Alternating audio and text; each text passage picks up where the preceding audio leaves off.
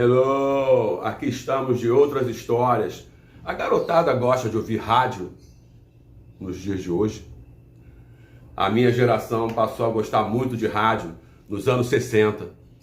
Mas como isso são outras histórias, desce a vinheta aí, Brad. Aqui estamos, né? Outras histórias. Dá logo o seu like, se inscreve logo no canal, fica até o fim para mostrar nossa relevância para o YouTube.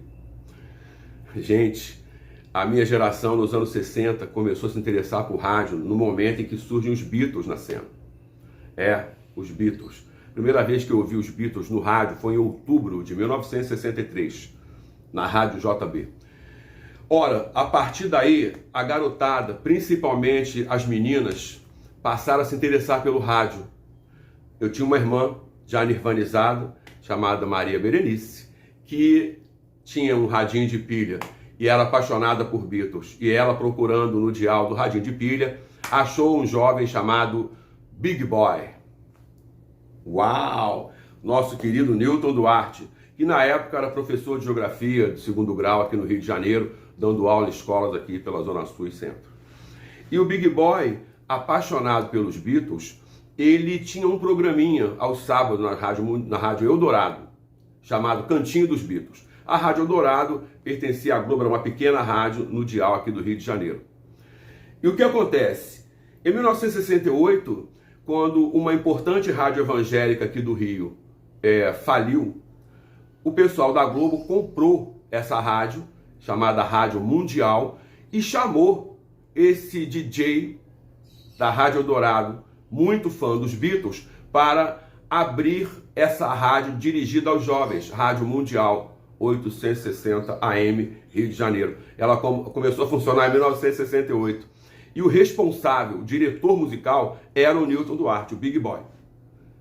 Nossos amigos e cronistas da época de música dizem que foi o cara que deu realmente dignidade à profissão do DJ. O Big Boy tinha um programa na Mundial de todos os sábados, chamado Beatles, né? Cavern Club Beatles. E ao longo da semana ele era o programador da Rádio Mundial. E o que tornava o Big Boy espetacular? Bom, primeiro a maneira dele de apresentar o programa, gente. Nós estamos falando dele hoje porque ele nirvanizou em 77, jovem, 34 anos, e ele é o autor do bordão Big Boy Rides Again. Big Boy Rides and Strikes Again.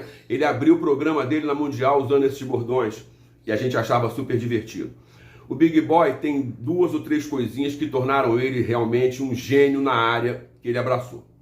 Primeiro, ele tinha uma rede de pessoas que atuavam com ele. Que pessoas?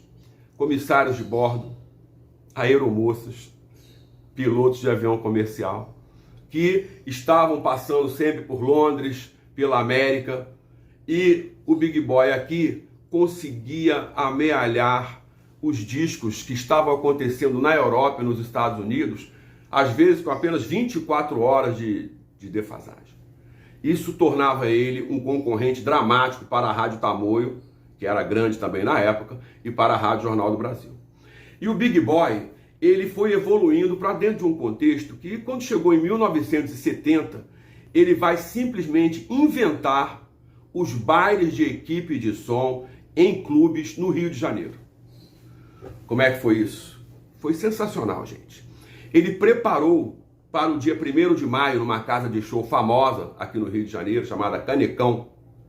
Canecão. Quem for da minha geração vai lembrar. Ele, com a sua equipe de som, com seus discos incríveis, ele promoveu um baile no Canecão só tocando discos, gente.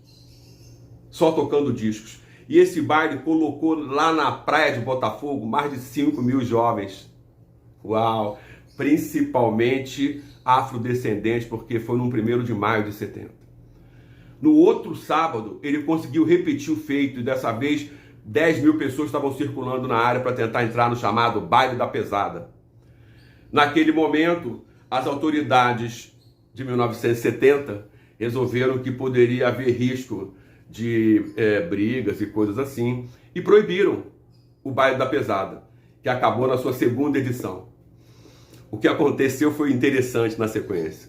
O Big Boy diminuiu o tamanho da aparelhagem que ele usou no Canecão e passou a vender o seu baile da pesada nos clubes de subúrbio do Rio de Janeiro.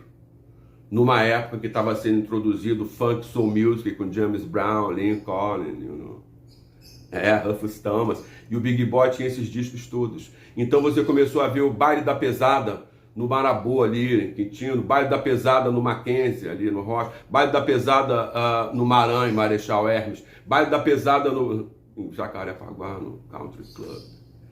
E a partir daí surgiram 1000 equipes de som promovendo bailes em todos os lugares. Várias caixas de som, gravadores cassetes duplos para você estar alterando fitas e picapes. Isso foi uma febre que gerou equipes que ainda hoje são lembradas, como a Furacão 2000. Mas isso são outras histórias. Vai lá, Big Boy, Rides Again.